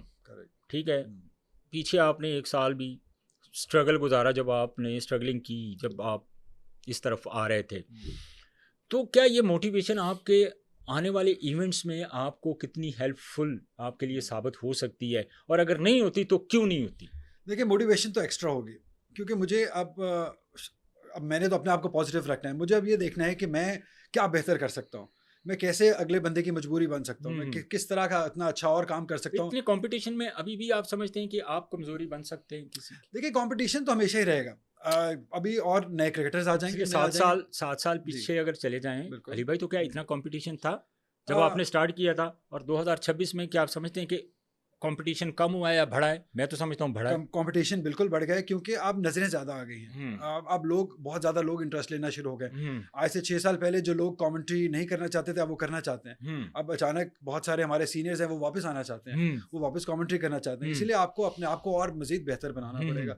मतलब सीनियर्स से क्या मुराद आपका अली भाई, कि कौन से सीनियर्स वापस आना चाहते हैं? देखिए, ख्वाहिश बहुत लोग करना चाहते हैं। अभी हमने देखा, हमारे कॉलीग सीनियर याया भाई आए हैं, उन्होंने कमेंट्री की है। अब शायद इनको मैंने लास्ट शायद 3-4 साल पहले देखा होगा कमेंट्री करते हुए। रेगुलर कमेंट्री नहीं की वो तो बिकॉज़ शायद कोई लोकल टूर्नामेंट्स वगैरह में करते हुए हमें नजर आए, बिकॉज़ ये प्रोडक्ट बड़ा हो रहा है, नजरें ज्यादा हैं, everybody wants to get involve with it ना। हर बंदा कोशिश करता है कि मैं पीएसएल के अंदर आऊंगा तो मेरा नाम बढ़ेगा या मुझे रिकग्निशन ज्यादा मिलेगी, तो वो इन्वॉल्व होना चाहता है। तो इसलिए मुझे लगता है कि अपने काम को जो है वो और बेहतर करना पड़ेगा। अरे भाई, ज़्यादा बेहतर प्रेजेंटेशन जो है वो एक क्रिकेटर कर सकता है, या एक जो नॉन क्रिकेटर बनता है वो कमेंट्री में ज़्यादा अच्छी प्रेजेंटेशन कर सकता है? देखिए, अब अपना अपना काम है ना जी। अब मैंने आगे जैसे हमने कहा कि अगर मैं टेस्ट क्रिकेटर नहीं हूँ या इंटरनेशनल क्रिकेटर नहीं हूँ, तो मैं टॉस करता हूँ, प्रेजेंटेशंस करता हूँ, इंटरव्यूज करता हूँ। There are lots of other things जो मैं कर सकता हूँ। मैं क्रिकेट को अच्छे तरीके से बयान कर सकता हूँ। वो टेक्निकल पार्ट जो है वो हमारा जब वो टेस्ट क्रिकेटर करेगा। देखिए, अगर टेस्ट क्रिकेटर के पास भी अल्फाज कहीं ना कहीं आगे कम हो जाते हैं, भले वो बहुत ज़्यादा स्किलफुल, उनके पास स्किल बहुत है, वो बताने के लिए बहुत है, बट जो अल्फाजों की खूबसूरती है वो एक नॉन क्रिकेटर के पास ज़्यादा बेहतर होती है। तो वो आप चीज़, अगर मैंने तो ये चीज़ लेके चला हूँ कि मैंने उनसे मुकाबला नहीं करना है, मैं उनके मुकाबले पे आ नहीं सकता हूँ, मैं उनके काम में इंटरफेयर नहीं करूँगा। उनका स्किल वाला काम है वो अपना करेंगे, मैं अपना करूँगा। मैं कभी उनकी उस जो पटरी है उसके ऊपर नहीं आऊँगा। मैं अपनी, वो आ सकते हैं, वो कर सकते हैं, मैं नहीं जा सकता हूँ। तो इसलिए मुझे अपना काम देखना है कि मैं अपना काम किस तरीके से अच्छे तरीके से लेके जा सकता हूँ। That's all I am for. अच्छा अली भाई, मुझे ये बताएं, आप बैठे हुए हैं, यकीन करें मैं समझ रहा हूँ आप तो बड़े भाई हैं। जैसे मैं, वकार भाई तो हमारे, अब हम कीनिया में थे, 2002 की बात आपको बता रहा हूँ। तो हम तो लीग क्रिकेट खेल रहे थे वहाँ पे। तो पाकिस्तान टीम के कप्तान थे वकार भाई उस वक्त ना। पाकिस्तान, ऑस्ट्रेलिया और कीनिया की ट्रायंगुलर सीरीज़ हो रही थी। तो मुझे याद है उस वक्त ना, मैं भी साथ प्रैक्टिस कर रहा था, बॉलिंग कर रहा था। तो पहले दिन जो है ना 2-3 बैट्समैन रहते थे। मैंने राशिद लतीफ़ को खिलाया छोटे से रनअप से, तो बड़े तेज़ बॉल किए मैंने। फिर यूनुस खान को मैंने थोड़ा, अगले दिन उन्होंने मुझे नया बॉल दे दिया जब नेक्स्ट डे कैंप था। तो वकार भाई ने उस वक्त बड़ा मतलब अच्छा अप्रिशिएट किया है। वकार भाई जब 99 में अनफिट हुए थे, जब उनकी मतलब जब वो टीम से ड्रॉप हुए, 92 का वर्ल्ड कप अनफॉर्चुनेटली वो ना खेल सके फिटनेस की वजह से। फिर 99 का जो था वो तकरीबन एक आधा मैच ही खेले थे, शायद सिर्फ एक आधा मैच ही खेले थे। तो उस दौरान जब वकार भाई से आप लोगों की बात होती थी, तो वकार भाई का एटीट्यूड क्या होता था, मतलब क्या कहते थे उस वक्त? ये कुछ ऐसी मैं स्टोरीज आप हमें बता सकते हैं जो हमारे नाजरीन शायकीन सुनना चाहते हैं? देखिए, मैंने बहुत कम, क्योंकि मेरी दोस्ती भी बहुत रही है क्रिकेटर्स के साथ, मेरे बहुत सारे अच्छे दोस्त भी हैं। तो जो वकार भाई की डिटर्मिनेशन है ना, जो जज्बा उनके अंदर था, जो मैं, क्योंकि मैं बहुत छोटा था, मेरा और उनका 15 साल का गैप है, एज गैप है मेरे, जिसमें हम 3 बहन भाई और हैं। तो मैं सबसे छोटा हूँ। तो मैंने उनको बहुत बचपन से जो करेज मैंने उनके अंदर देखा है ना, जो डिटर्मिनेशन, जब 99 के मैं आपको बताता हूँ, जब 99 से पहले ये टीम से ड्रॉप हो रहे थे, एक आधी सीरीज ड्रॉप हुए, अब शोएब भाई नए नए आ रहे थे, तो शोएब भाई, अजहर महमूद और रजाक भाई बिल्कुल 96-97 की बात, जगह नहीं बन रही थी। तो हम लोग कैवली ग्राउंड में रहते थे, तो वहाँ पे एक खाद ब्रिज है, हमारे घर के बिल्कुल साथ ब्रिज था। तो मुझे ये याद है कि सुबह 5 बजे, अब एक इंसान जो ऑलरेडी वर्ल्ड फेमस है, जिसके अपने जो उसके पास इतना स्किल है, वो क्यों इतनी जान मारेगा? वो मुझे तब वहां से एहसास हुआ कि यार अगर इनके अंदर इतनी डिटर्मिनेशन है कि ये सुबह 5 बजे उठ के वो ब्रिज के चक्कर लगाया करते थे ऊपर से इस तरफ और वापस आया करते थे भाग के सुबह 5 बजे, क्योंकि वो सिर्फ प्रूव करना चाह रहे थे अपने आप को कि मैं भी, मेरे अंदर बहुत सारा क्रिकेट बाकी है, मैंने सिर्फ अपने आप का जो एक डिसिप्लिन है वो दोबारा सही करना है, मैंने जान मारनी है, मैंने गिव अप नहीं करना है। तो वो वहाँ वो बहुत इंस्पिरेशन थी मेरे लिए। वो इंस्पिरेशन मेरी क्रिकेट में नहीं, कमेंट्री में नहीं, मेरी हर जगह में वो बहुत ज़्यादा काम आती है कि मैं कहा अगर वो उस तरीके से नेवर गिव अप वाली उनकी हो सकती है, जिनके पास सब कुछ है, पैसा है, फेम है, वो बहुत आसानी से छोड़ के कमेंट्री तब कर सकते थे, कोई और काम कर सकते थे, लेकिन उनके अंदर वो जज्बा कि यार नहीं, मैंने वापस अपनी जगह लेनी है और मेहनत करके लेनी है, और उन्होंने ली और ऐसी ली कि वो कप्तान बने, उसके बाद कप्तान बने, और फिर जो उनकी परफॉर्मेंस थी। अच्छा, बेसिकली कभी आपकी जिस तरह वो आजकल नॉर्मली अली भाई आप ज़ाहिर खुद भी फर्स्ट क्लास क्रिकेट खेले हुए हैं, तो चलिए हम थोड़ी सी टेक्निकल चीज़ों पर भी 10 मिनट बात कर लेते हैं।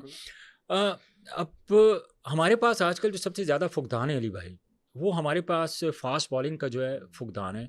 हमारे पास उस स्पाइक बॉलर नहीं जिस तरह वकार भाई, वसीम भाई, मतलब बेसिकली, या आकिब जावेद, अगर मैं इनकी बात करूं तो एक ऐसा एरा था जहां पे मैं समझता हूं कि दुनिया की सबसे बेहतरीन फास्ट बॉलिंग जो थी वो हमारी आइडेंटिटी होती थी, और वकार भाई के जो रिवर्स होते थे, मतलब हमने तो देखा है ना कि क्या कमाल के, मतलब वो उनके रिवर्स होते थे। सो आप क्या समझते हैं कि बेसिकली वकार भाई या वसीम भाई ने अपने बाद आने वाले फास्ट बॉलिंग के शोबे में उन्होंने काम नहीं किया ग्रास रूट लेवल के ऊपर, या उन्होंने वहाँ पे बाय बाय कर दिया क्रिकेट को? सो क्यों नहीं उन्होंने आगे इस तरह अपनी तरह, जितना वो बेहतरीन बॉलर थे, स्विंग करते थे, तेज थे, क्यों नहीं उस चीज़ों पे काम किया? अच्छा, एक तो मैं आपको, वकार भाई तो 3 से 4 दफ़ा कोच रहे हैं, बिल्कुल रहे हैं, ठीक है। अब उसमें आप बेसिकली आप देखिए अली भाई, इसमें एक छोटी सी चीज़ ये है कि जब आप नेशनल टीम के कोच होते हैं तो आपकी बड़ी लिमिटेड सी जो है ना, वो आपके पास जो है वो अपॉर्चुनिटी होती है, आपके पास लिमिटेड जो बॉलर्स होते हैं, आप 4, 5, 6 बॉलर्स जो हैं वो उनको लेके चलते हैं। तो अगर वो ग्रास रूट लेवल पे काम किया जाए और ये चीज़ें हमारी जो आने वाली नस्ल में, जो हमारी जनरेशन है, अगर उनको ट्रांसफ़र की होती तो आज हम स्ट्रगल ना कर रहे होते। What do you think? देखिए, ट्रांसफ़र तो की उन्होंने, जितनी वो जिस कैपेसिटी में आप पाकिस्तान क्रिकेट बोर्ड उनको लेके आएगा वो उसी कैपेसिटी में काम करेंगे ना। देखिए, जब आप एक सर्टेन लेवल पे दुनिया क्रिकेट में सब एक लेजेंड माने जाते हैं, तो आपका एक लाइफस्टाइल भी उसी तरीके से बन जाता है, ठीक है। आपके फाइनेंशियली लाइफस्टाइल आपका उस तरीके से बन जाता है। अगर आप ये एक्सपेक्ट करें कि एक जो फाइनेंशियली, मैं सिर्फ उस एस्पेक्ट से बात कर रहा हूँ, अगर आप लेट से आप कहते हैं कि आप अंडर 17 या अंडर 19 के साथ आप कोच लग जाएंगे, ये आप प्रॉब्लम कहने का मकसद है कि आप ग्रास रूट लेवल यही होगा ना, उस पे आ जाए। लेकिन अगर आप उस टाइम पे जब वकार भाई आप उनको सैलरी दे रहे हैं जो बहुत ही पीरियड्स के मुकाबले, जो इसके साथ उनका लाइफस्टाइल मीट नहीं करता है, जो कि उनका बन चुका है, लेकिन ये थोड़ा सा तो जाती उनके साथ भी है ना। या तो आप एज अ क्रिकेट बोर्ड आप इतना सेटअप इतना अच्छे से बना दें कि हाँ यार, कि हम जैसे राहुल द्रविड़ को इंडिया लेके आया था, जी उनकी सैलरी मालूम है आपको कितनी थी? जी, वो शायद 2-2.5 करोड़ रुपया उनकी सैलरी थी जब उस टाइम की, और वो अंडर 19 वगैरह से वो लेके आए थे, फायदा बिल्कुल। लेकिन अगर आप ये एक्सपेक्ट करें कि आप 4 या 5 लाख रुपए पे एक बंदा जो कि बाहर से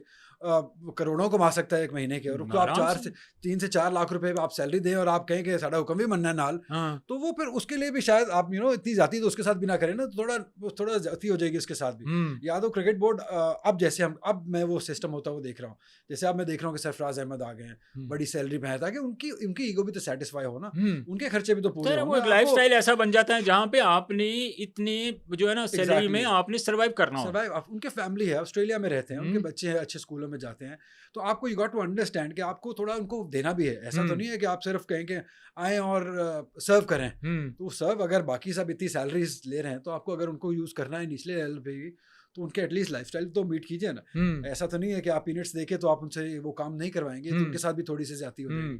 तो इसलिए मुझे लगता है कि एक तो ये वजह होगी। अच्छा। और दूसरा, हमें लगता है कि बहुत ना सोशल मीडिया ने वकार भाई को डैमेज भी बहुत कर दिया। तो खुद नहीं इस्तेमाल करते वकार भाई? नहीं, कभी कहीं देखा आपने? मैंने तो कहीं कभी ट्वीट देखा हो? मैंने कभी कुछ भी नहीं देखा। और यकीन करें, मैं आपको बताऊं, कभी 1-2 सिचुएशंस बीच में आज से कुछ साल पहले आई थी, जब बहुत कि मैंने उनके आगे हाथ जोड़े थे, मैंने कहा कि थोड़ा सा तो रिप्लाई दीजिए, कहीं ना कहीं अपना पॉइंट ऑफ व्यू तो कहीं ना कहीं दीजिए। देना जरूरी होता है ना। कोई अगर एक बंदा है वो बोली जा रहा है आपके खिलाफ, तो कहीं तो उसको शट अप कॉल देनी है, कहीं तो आप उसको ना दें, पहले अपना पॉइंट ऑफ व्यू तो कहीं ना कहीं रखें जी। लेकिन वो कहते हैं नहीं, मैंने जो करना था मैंने कर लिया, मुझे फर्क नहीं पड़ता है, आप बोलते रहे, मैं तो अपना काम करता रहूंगा, मैं कमेंट्री में कर रहा हूँ। और यकीन करें उनका कमेंट्री करना ये पाकिस्तान का नुकसान है। अगर वो पाकिस्तान के सिस्टम में होते, उनको सही तरीके से यूज़ किया जाता, और वो पाकिस्तान के लिए फास्ट बॉलर्स बहुत, क्योंकि मैंने उनसे ज़्यादा ऑनेस्ट आदमी towards Pakistan cricket, not that कि वो मेरे भाई हैं, मैंने उनसे ज़्यादा ऑनेस्ट इंसान टुवर्ड्स पाकिस्तान क्रिकेट नहीं देखा है। ये तो सोशल मीडिया ने कुछ पर्सनल एजेंडास के पीछे लग के लोगों ने बहुत ज़्यादा उनकी रेपुटेशन को ख़राब कर दिया। रिजल्ट्स भी इस तरह से नहीं आए, to be very honest, but as a person उनकी एफर्ट और उनकी जो नीयत है पाकिस्तान क्रिकेट के लिए बहुत जितने बड़े वो बॉलर थे, जितने मतलब अल्लाह ने उनको स्किल्स दी थी, जितनी उनके अंदर एबिलिटी थी, मतलब आप देखें कि वो एरा तो मैं कभी भी नहीं भूल सकता जो डब्ल्यूज का एरा था। अली भाई आप मेरी बात से इत्तेफाक करेंगे 100% पूरी आर के वो क्या मतलब रिवर्स, आज तक हम उस चीज़ के लिए स्ट्रगल कर रहे हैं। आज मुझे आप एज ए क्रिकेटर ये बता दें कि हमारे पास कौन सा ऐसा फास्ट बॉलर है जिसको पूरा अबूर हासिल हो कि भाई इससे बेहतर रिवर्स स्विंग कोई कर ही नहीं सकता। कोई एक नाम मुझे आप बता दें। नहीं, यकीन करें कि अभी 3-4 दिन पहले मैंने भी एक वीडियो की अपने सोशल मीडिया पे, मैंने जब देखा ना नाहिद राना और शरीफुल को बांग्लादेश से, वो पेशावर ज़ल्मी से खेल, जी बिल्कुल, उन्होंने हमारे बैटर्स को यकीन करें नचा के आउट किया, उतार दिया विकेट से, मतलब। और मैंने इस पूरे सर्किट में नज़र दौड़ाई, मैंने कहा मैंने डोमेस्टिक भी करते हैं, मैंने अभी नेशनल T20 के दोनों किए, क्वालिफायर्स में भी किए, तो उसमें कोई 16-18 टीमों का हमने कमेंट्री की, और मैंने पूरा मैच देखते हैं नेचुरली कमेंटेटर्स। मुझे कोई एक नाम, यकीन करें कोई एक फास्ट बॉलर ऐसा नहीं था मैं जो कह सकूँ यार 150 कल्लू कर सकता है, इसके ऊपर काम हो सकता है, या ये मोहम्मद आसिफ की तरह सीमर है, या ये खब्बा मोहम्मद आमिर की तरह इन स्विंग कर सकता है। कोई एक भी ऐसा नहीं था। और मैं कंपेयर कर रहा था, मैं कहा यार अब ये दौर आ गया है कि बांग्लादेश जो हमसे सीखता था, उसके फास्ट बॉलर्स आके हमारे ऊपर आके वो डोमिनेट कर रहे हैं हमारे बैटर्स को, डरा के आउट कर, नीचे उतार के आउट किया। मतलब वो को वुड तो लगा नहीं हुआ, बिल्कुल वो उस वक्त ब्रैडली तो लगा नहीं हुआ, वकारी यूनुस तो लगा नहीं हुआ, वसीम अकरम तो नहीं लगा, शोएब अख्तर तो नहीं लगा, मोहम्मद जाहिद तो नहीं लगा, के आउट किया उन्होंने। ठीक है, मैं तो खुद हैरान था, आई वाज सरप्राइज्ड कि नाहिद राना अनप्लेएबल हुआ था। और आप देखें कि वो हम मतलब इसमें फिर मसाइल किन की तरफ से हैं? हमारी तरफ से ही है ना, कि हमने अपने बैटर्स को क्या उस तरह तैयारी नहीं किया कि आपने 150 प्लस के किसी बॉलर को या 145 के बॉलर को कैसे हमने फेस करना है। लेकिन जब डोमेस्टिक में होगा ही नहीं, एक 150 वाला बॉलर होगा ही नहीं, मैं उसको खेलूंगा ही नहीं, तो मुझे खेलना कैसे आएगा? मैं सिर्फ बॉलिंग मशीन से ही तो नहीं सीख सकता ना, मुझे आप उसके अंदर बहुत सारे और वेरिएंट्स हैं जो काम आते हैं। आपको पिच देखना है, आपको गेम कंडीशंस देखनी है, गेम अवेयरनेस दिखानी है, आपको उसको रन्स कैसे बनाने हैं, उसको गैप में कैसे खेलना है, ये सारी चीज़ें आप मैच खेल के आते हैं। तो वो जब आप मैच में फेस ही नहीं करेंगे डोमेस्टिक में, आपको होगा ही नहीं। 135-40 वाले बॉलर्स होंगे तो वो 135 वालों को तो आप जहां मर्जी मारें वो तो मसला ही नहीं होते हैं। तो वो मसला फिर इसी वजह से आपकी जो बैटिंग है वो भी स्ट्रगल कर रही है, और ठीक ठाक स्ट्रगल कर रही है। वकार भाई के साथ कभी आप मैच बैठे हो, कोई तेज बॉलर बॉल कर रहा हो, तो वकार भाई वहाँ बैठे बैठे कोई तबसरा कर रहे होते हैं उस पर कि यार इसके पास अगर ये चीज़ हो तो ये कर देगा, अगर ये हो तो वो कर देगा। होती रहती है बात। अगर हम मैच देख रहे हो, मुझे याद है बहुत पहले जब नसीम शाह बीच में ड्रॉप हुए थे ना, तो मुझे लगा था कि शायद नसीम शाह कम बैक नहीं करेगा, बहुत एवरेज हैं। तो उन्होंने मुझे कहा था कि नहीं, तुम देखना कि नसीम शाह को तो पाकिस्तान खिलाया भी उस वक्त वकार भाई ने था। वो तब से मानते थे कि यार ये है, और वो उसने प्रूव भी किया, एटलीस्ट वो क्विकेस्ट बॉलर तो बना।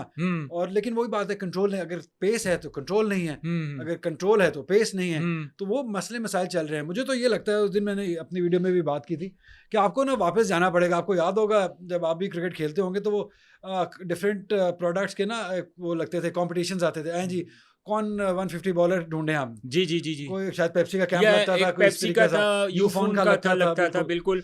और ये जो है ये क्राइटेरिया अब लाहौर के लंदर वालों ने अपनाया हुआ है कि जब भी वो ट्रायल्स वगैरह लेते हैं, तो मैं समझता हूँ कि ठीक है, एक अच्छा इनिशिएटिव है, होना चाहिए कि जो 80+ माइल्स पर आवर पे बॉल करता है उसको वो जरा शॉर्टलिस्ट कर लेते हैं। बिल्कुल 80, हाँ, मतलब आप मुझे लगता है कि जो तेज है ना उनको आप 6-7 ऐसे बॉलर का एक पूल बनाएं। और ये फ्रेंचाइज तो Lahore Qalandars, thank you to them, वो तो बहुत अच्छा काम करते हैं। बट ये जो काम है ना, ये पाकिस्तान क्रिकेट बोर्ड का काम है। पाकिस्तान क्रिकेट बोर्ड को चाहिए कि किसी भी अपने जो स्पॉन्सर्स हैं उनके साथ मिलके कैसा, ताकि स्पॉन्सर को भी कुछ मिले और ऐसा कंपटीशन कराया जाए जिसमें 150 वाले बॉलर्स आपको 5-7-8 ऐसे ढूंढें जो कि तेज बॉल कर सकते हो, और उनको T20 क्रिकेट से साइड पे रखें।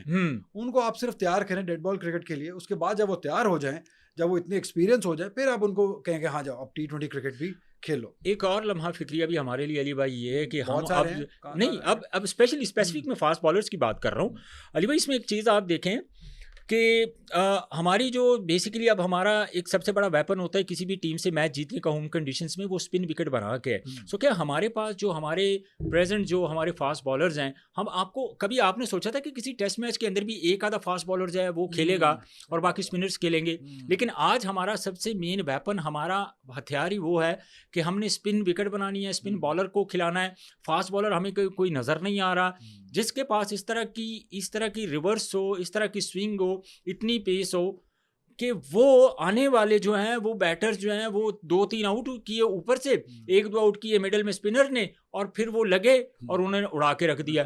ऐसा तो हमारे पास इस वक्त कोई भी नज़र नहीं आ रहा है। अगर आप बात करें हमारे तो बॉलर्स की जो स्विंग है वो भी ख़त्म हो चुकी है, रिवर्स उनको आता नहीं है। सो कोई एक ऐसा फास्ट बॉलर आपके जहन में आ रहा है कि अगर इस वक्त आप डोमेस्टिक क्रिकेट की आप कमेंट्री भी करते हैं, आपकी नज़र भी है, आपको नॉलेज भी है, कोई ऐसा कोई फास्ट बॉलर आपके माइंड में आ रहा है कि इनके ऊपर अगर काम किया जाए तो आने वाले वक्त में, फ्यूचर में ये पाकिस्तान का एसेट साबित हो सकते हैं? देखिए, जिन जो एक्सपेक्टेशंस आपकी हैं ना, उन एक्सपेक्टेशंस को तो कोई पूरा नहीं कर रहा है। क्योंकि आपने बात की है कि आए और एक साइड से एक स्पेल करे और 5 आउट कर दे और टीम उतार दें, जैसे हम देखते हैं शोएब भाई तक हम देखते हैं, वकार भाई, वसीम भाई, शोएब भाई जो एक स्पेल करते थे और उसमें 4-5 आउट कर देते थे। तो अनफॉर्चुनेटली नहीं, ऐसा कोई नहीं है। डिसेंट बॉलर्स आप कह सकते हैं, डिसेंट बॉलर्स एक दो हैं, जैसे अली शबीर हैं, भावलपुर से उनका ताल्लुक है, फिर बासित कल खेले हैं, वो भी भावलपुर के हैं, वो भी डिसेंट हैं, बट मैं उनको ये नहीं कह सकता हूँ कि वो रन थ्रू कर सकते हैं। ऐसा बॉलर यकीन करें हमारे पाकिस्तान टीम में नहीं है, तो नीचे कहाँ से होंगे? वरना नीचे होता तो वो फौरन ऊपर चला गया होता, ऊपर खेल रहा होता। तो नहीं, ऐसा कोई यकीन करें, और ये बहुत ही डिसअपॉइंटिंग बात है, बहुत अलार्मिंग सिचुएशन है। बिल्कुल। और हम जब भी दो ही बातें होती हैं कि हम हमेशा कोशिश ये करते हैं कि यार आज अगर हमारे पास वो एरा नहीं है डब्ल्यूज़ का, शोएब अख्तर नहीं है, जाहिद नहीं है, आसिफ नहीं है, तो हमारे पास आगे भी क्या मतलब फास्ट बॉलिंग, अगर दुनिया की फास्ट बॉलिंग देखते हैं, इसमें एक क्वेश्चन ये है कि इंडिया के बारे में कभी मशहूर होता था अली भाई के वो उनकी बैटिंग स्ट्रेंथ होती थी हमेशा, उनके पास क्या जयवकत श्रीनाथ होता था, परवारकर होता था, कपिल देव होता था, यही फास्ट बॉलर थे ना। वो 87 में मदन लाल वो मीडियम पेस की बॉलिंग करते थे, लेकिन हमेशा उनकी स्ट्रेंथ बॉलिंग बैटिंग रही है, बॉलिंग कभी भी नहीं रही। लेकिन उसके बाद देखें कि उन्होंने कितना काम किया, उनके जो फॉर्मर क्रिकेटर्स थे, बुमराह की एग्जाम्पल ले लें आप, उनके बाद अगर आप एग्जांपल ले लें, हर दूसरा फास्ट बॉलर जो है, सिराज की बात कर लें, वो भुवनेश्वर कुमार जो है, उस ओदी तो स्विंग ही नहीं फड़ी जाती। तो मतलब कितना उन्होंने काम किया, तो फिर हम क्यों नहीं करते इस चीज़ के ऊपर काम? यही तो लम्हा फिक्री है हमारे लिए अली भाई। उनसे कंपेयर करना थोड़ा गलत हो जाएगा हम अगर अपने और उनकी कंपैरिजन करें, क्योंकि आपको मालूम है कि इंडिया के अंदर, छोड़ दें आईपीएल को, आईपीएल से निचले लेवल पे कितनी लीग्स होती हैं? बहुत ज़्यादा होती हैं, 8 से 10 तो उनकी लोकल लीग्स होती हैं। अब आप इमेजिन कीजिए, अगर मैं यंग बच्चा हूँ, मैं क्या प्रेफर करूँगा कि मुझे टिकटॉक बना के इजी फेम मिल रहा है, या मैं ग्राउंड में जाके धूप में जान मारूं और एंड पे मुझे पता भी ना हो मैं क्या करूँगा, मैं पाकिस्तान या पीएसएल के अलावा मैं कहाँ जाऊँगा, नहीं पता होगा। तो मैं क्यों करियर अपना पाकिस्तान क्रिकेट में बनाऊंगा? मैं क्यों क्रिकेट खेलना चाहूँगा? क्योंकि मैंने अगले दिन भी एक ये बात कहीं दोस्तों के साथ की थी कि आपका सबसे ज्यादा जो मुकाबला है ना, वो टिकटॉक या ये सोशल मीडिया के साथ। तो बहुत सारे ऐसे प्लेयर्स भी तो हैं हमारे पास अली भाई, जो इसी वाय से आए हैं, बन जाते हैं ना। वो एक आधा प्लेयर वो अब बहुत एक्स्ट्रा ऑर्डिनरी निकला है जो बन सकते हैं। अब देखे ना कि एक अगर आपने 5 मैचों में कुछ 7 छक्के मार दिए हैं, आपने कुछ 7 बेहतरीन कवर ड्राइव्स मार दी, एक्स्ट्रा कवर मार दी है, आपने पुल शॉट मार दी है, अब कोई 20 मैचेस गुजरे होंगे, वो आपने 1 मिनट 1.5 मिनट का क्लिप बनाया, अब देखने वाले ने तो आपकी तारीफें ही करनी है कि यार की कमाल दा बैट्समैन है, ये देखो तो 360 शॉट है। तो वो एक नैरेटिव बिल्ड करके भी तो खेल रहे हैं ना लोग। देखिए वो कम होता है, वो बिल्कुल ही शायद एक आधी एग्जांपल है, लेकिन मैं थोड़ा लार्जर एस्पेक्ट में बात कर रहा हूँ कि जब आपकी जो जनरेशन है ना, वो इंटरेस्टेड नहीं है क्रिकेट खेलने में। मैं उस दिन नेट करने की बारी लेने का दिल था, तो नेट पे लड़का ही नहीं है। पूरे मॉडल टाउन के मैंने 3 से 4 ग्राउंड्स देखे, नवाब साहब के बरा भी देखा, क्रिकेट सेंटर देखा, अलीगढ़ देखा, लड़के क्रिकेट खेल ही नहीं रहे। हम जब छोटे थे, हम ये अस्करी 5 में हम लोग वहाँ क्रिकेट खेला करते थे, पूरी रात उस पूरी रोड के ऊपर राजी जगह नहीं मिलती थी कि टेप बॉल क्रिकेट इतनी हो रही होती थी। बिल्कुल ऐसे अब आपको वहाँ पे क्रिकेट खेलता हुआ एक लड़का भी नहीं मिलता है, क्योंकि लोग लड़के नहीं खेलना चाहते, क्योंकि उसमें हमारी अपनी बहुत गलती है। हमने क्रिकेट को ना नेशनल लेवल पे एक्साइटिंग नहीं बनाया। हमने उनको वो करियर नहीं दिखाया नेशनल लेवल पे। अगर हमने यही कोई एक्साइटमेंट दिखाई होती ना नेशनल लेवल के ऊपर, लेट्स से कॉलेज लीग है, let's say club cricket league है, लेट्स से लाहौर की अपनी लीग है, कराची की अपनी है, पंजाब की अपनी लीग है, कुछ 6-7 लीग्स हैं जहाँ से आपका फाइनेंशियली आपको हेल्प मिल रही है, आप स्टार भी बन रहे हैं, नेशनल लेवल पे स्टार बन रहे हैं, तो मैं नेशनली मेरा रुझान होगा, लेकिन हाँ यार पैसा भी आ रहा है। एक इसमें अली भाई आप एक चीज़ नोट करें, बिल्कुल इसमें हमारे लिए एक फिर वही बात आती है कि हमारे जो बहुत सारे ऐसे जो ग्रेड 2 के डिपार्टमेंट्स हैं या कोई लीग वगैरह करवाता है जो लोकल सतह के ऊपर, उसको सबसे ज़्यादा टारगेट वहाँ पे किया जाता है। वो कहते हैं भाजी तुसी अगर ग्रेड 2 खेलनी तो सानू पैसे दियो। पहले कभी इस तरह की कोई परसेप्शन नहीं थी कि अगर कोई ग्रेड 2 आप किसी बच्चे को खिला रहे हैं, चाहे वो बैटर है, बॉलर है, स्पिनर, व्हाटएवर, वो इस माइंडसेट के साथ जाता था कि एटलीस्ट ये होगा कि कम से कम मेरी कोई 15-20 हज़ार रुपये सैलरी लग जाएगी, मैं अच्छे तरीके से घर वालों के ऊपर बोझ नहीं बनूंगा, मैं अपने मामला खुद ही चलाता जाऊंगा। लीग करवाते हैं, बहुत सारी ऐसी लीग्स हैं जिसमें कहते हैं कि जी वो मुंडे कहते नहीं जी अब पैसे दो तो इन्होंने लीग खड़ा देंगे। अब कहने का मतलब ये है कि जब इस तरह के मामला होंगे, और एक और चीज़ आपका इसके ऊपर क्या टेक है कि हमारे जो फर्स्ट क्लास के टॉपर हैं, हमारे चाहे वो बैटर हैं, वो बॉलर हैं, हम क्या उनको उतनी वैल्यू नहीं दे रहे हैं, या स्पिनर्स हैं हमारे पास, ये भी एक रीज़न आप समझते हैं कि जो हमारी क्रिकेट है वो डैमेज हुई है इन चीज़ों की वजह से भी? देखिए सिलेक्शन प्रोसेस बहुत ज़्यादा माने रखता है। जो मेरे ख्याल पहले जो लीग की मैंने बात की ना, वो क्रिकेट बोर्ड को अपने कंट्रोल में लेके करना होगा। Let's say Lahore cricket association है ना, उसको अपने कंट्रोल में लेके लीग करनी होगी। इसी तरह कराची को अपने कंट्रोल में लेके लीग करना होगी, उसको एक्साइटिंग बनाना होगा, तभी ये जो आप भी जिस तरीके से जो बातें कर रहे हैं वो नहीं होंगे। देखिए जो आज या 2-3 दिन पहले ग्रेड 2 शुरू हुई है, डिस्ट्रिक्ट क्रिकेट शुरू हुई है पाकिस्तान के अंदर, पूरे पाकिस्तान के अंदर। चैलेंज कब हो रहा था? सबसे ज्यादा वो भी उससे पहले था। अभी जो सबसे ज्यादा जो फोकस करने वाली चीज है ना, वो डिस्ट्रिक्ट क्रिकेट है, क्योंकि वो एक क्लब क्रिकेटर के लिए सबसे पहला स्टेप होता है टुवर्ड्स बिगर क्रिकेट, जहाँ पे वो पाकिस्तान क्रिकेट बोर्ड के बीच उसके अंदर आप स्कोर के अंदर आ जाते हैं। वहाँ पे जो सिलेक्शन का क्राइटेरिया आई थिंक वो बहुत इंपॉर्टेंट है कि वहाँ पे जाके ऑनेस्ट और फेयर सिलेक्शन हुआ। देखिए मूसा खान ने टॉप किया, कैंप में उनका नाम था, और बहुत सारे ऐसे जो बॉलर है, मैं fast bowling specific fast bowlers की बात करता हूँ, दुखी हम दोनों फास्ट बॉलर्स की वजह से। जी उसकी वजह ये है कि जो लड़का टॉपर था या जिन्होंने टॉप किया था, जब आप उनको प्रॉपर चांस नहीं देंगे, अपॉर्चुनिटी नहीं देंगे, तो जाहिर है फिर वो डिसअपॉइंटमेंट भी तो होती है ना। और फिर हमने देखा कि PSL चल रही है, PSL में बहुत सारे ऐसे लड़के हमें नज़र ही नहीं आए। को फ्रेंचाइजीज़ की जो क्रिकेट है वो तो टोटली डिफरेंट क्रिकेट है, वो तो परफॉर्मर्स की क्रिकेट है, वो तो लाइकिंग डिसलाइकिंग की क्रिकेट है, इसमें तो कोई दो राय नहीं है ना। लेकिन ऐसे परफॉर्मर लड़के थे जिन्होंने परफॉर्म किया था और जो बड़े होपफुल थे, उनको आपने अपॉर्चुनिटी नहीं दी, तो इससे भी तो हमारी क्रिकेट डैमेज होती है ना अली भाई। देखिए आप फ्रेंचाइज क्रिकेट को आप तो दोष नहीं दे सकते हैं, मुझे नहीं लगता। उसका सबसे बड़ा रीज़न प्लेयर्स पता क्या कहते हैं? प्लेयर्स कहते हैं कि जब हम किसी दूसरी दुनिया की लीग्स क्रिकेट में देखते हैं ना, तो जब हम उनको ऑक्शन के लिए अपनी अवेलेबिलिटी देते हैं या हम उनको कहते हैं कि हम अवेलेबल हैं, तो वो जो दूसरे ममालिक के लीग्स करवाने वाले हैं वो कहते हैं कि आपको अपनी जो लीग है वो खिला नहीं रही, हम कैसे आपको पिक कर लें। बात आपकी बिल्कुल 100% दुरुस्त है। लेकिन फ्रेंचाइज क्रिकेट का मॉडल आपको भी मालूम है, मुझे भी मालूम है। अब छोटी सी एग्जांपल है, इससे आप परफॉर्मर्स की बात कर रहे हैं, रावलपिंडीज टीम खेल रही है, ठीक है। अब रावलपिंडीज खेल रही है, उसके अंदर वो हारी जा रहे हैं, रिजवान ओपन करी जा रहे हैं। अब क्यों रिजवान ओपन कर रहे हैं और अब्दुल्ला फजल जो एक लड़का है जो कि टॉपर है, जो नेशनल T20 में रन्स करके आया है, उसने पिछले साल भी रन्स किए, इस बार भी रन्स किए, वो कभी 5 पे खेल रहा है, कभी 6 पे खेल रहा है। क्यों खेल रहा है?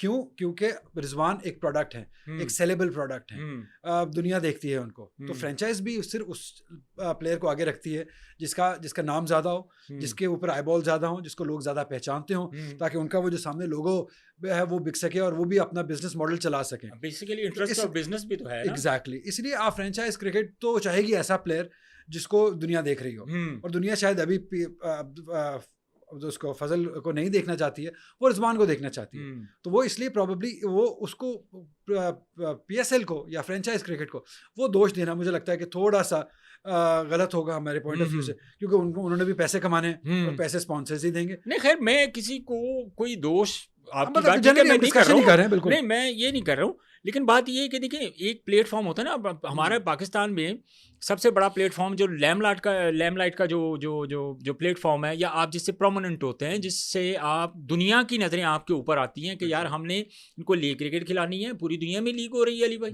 ठीक है, तो वो एक वाया बनता है कि यार इससे हमने इनको खिलाना है।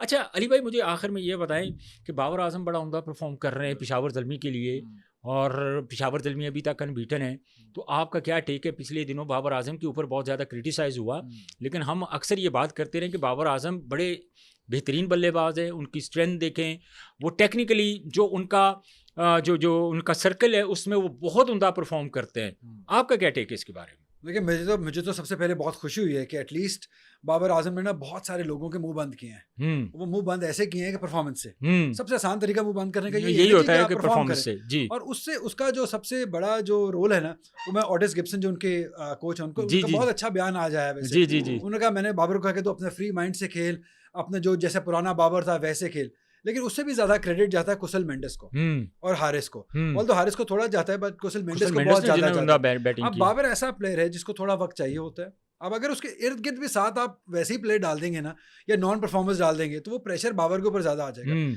अब यहाँ क्या हो रहा है कि कुशल मेंडिस भी रन कर रहे हैं, हारिस तेज रन कर रहे हैं, तो जिसकी वजह से बाबर थोड़ा कंफर्टेबल हो गया कि हाँ अगर सारा कुछ मेरे ऊपर नहीं है, मैं अपना फ्रीली खेल सकता हूँ क्योंकि दूसरे एंड से भी रन हो रहे हैं। पाकिस्तान क्रिकेट में ऐसा नहीं हो रहा है। पाकिस्तान क्रिकेट के अंदर सिर्फ और सिर्फ बाबर आजम के ऊपर ही फोकस है, क्योंकि इर्द गिर्द वाले रन कर ही नहीं रहे, परफॉर्म कर ही नहीं रहे, तो सारा फोकस जब वो बाबर के ऊपर आ जाता है तो वो थोड़ा प्रेशर में आ जाते हैं। यहाँ पे ये है कि उसके इर्द गिर्द वाले इवन नीचे तक अब्दुल समद तक आके वो फिनिशर भी है, बीच में आप एरन हार्डी भी आ जाते हैं, आपके कुशल मेंडिस रन कर रहे हैं, तो वो बाबर के लिए थोड़ा कंफर्टेबल माहौल हो गया कि हाँ मैं कला ही नहीं है, मेरे नाल और भी है जो रन कर रहे हैं, बिल्कुल। तो जिसकी वजह से बाबर, मुझे लगता है कि अब जो उसका फ्री माइंड हुआ है ना, वो उसके इर्द गिर्द प्लेयर्स की वजह से हुआ है, जिसकी वजह से आई होप कि ये पाकिस्तान टीम को भी रियलाइज़ करें कि उसके इर्द गिर्द भी परफॉर्मेंस आए, ताकि बाबर हमारा मेन प्रोडक्ट फोकस होना चाहिए, उसके इर्द गिर्द लोग रन्स करें। अच्छा PSL 11 का चैंपियन आपको कौन बनता हुआ नजर आ रहा है? देखिए अभी वापस आनी है लाहौर में क्रिकेट, यहाँ पे कंडीशंस फिर बदलेंगी। पेशावर ज़ल्मी यहाँ पे सिर्फ एक मैच खेल के गया, ठीक है, फाइनल तक तो वो शायद पहुंच जाएंगे या प्ले ऑफ तक तो पहुंच जाएंगे, लेकिन क्वालिफाई कर चुके हैं, वापस आएंगे ना। मुझे जो टीम खतरनाक लग रही है ना, वो अब लग रही है हैदराबाद किंग्समैन।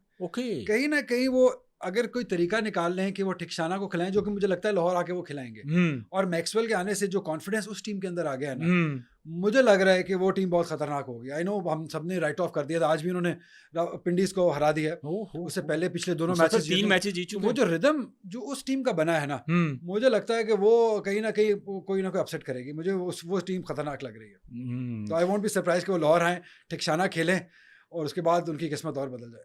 चलिए, बहुत शुक्रिया अली भाई आपके वक़्त का। नाज़रीन, अली यूनुस मारूफ कमेंटेटर, उनका पॉडकास्ट, उनकी बातें, बड़ी इंटरेस्टिंग डिबेट हमारी चल रही थी। हर पहलू पे तकरीबन कमेंट्री के शोबे को लेके हमने बात की है। पॉजिटिव पहलूज़ भी होते हैं, हर ज़ाहिर है हर चीज़ में कुछ नेगेटिव चीज़ें भी होती हैं। हम जो स्पेशली इस फील्ड में आने चाहते हैं, तो मैं समझता हूँ कि अली भाई जैसे, वकार भाई जैसे, तारिक सईद जैसे, ये मैं समझता हूँ कि उनके लिए इंस्पायरेशन होनी चाहिए। और क्रिकेट के ऊपर भी ओवरऑल ज़ाहिर है खुद फर्स्ट क्लास क्रिकेटर हैं, क्रिकेट को भी बहुत अच्छे से समझते हैं, देखते भी हैं। और सबसे बड़ी चीज़ ये है कि घर में इतने बड़े लेजेंड वकार यूनुस मौजूद हैं। सो इनसे बेहतर और इनसे अच्छा तबसरा शायद PSL पे मैं समझता हूँ कि करंट एरा में अवेलेबिलिटीज़ जो हमारे पास हैं उनसे बेहतर कोई नहीं कर सकता था। आज के पॉडकास्ट से मुझे इजाज़त दीजिए, अपना बहुत सारा ख्याल रखिए। अल्लाह हाफिज़।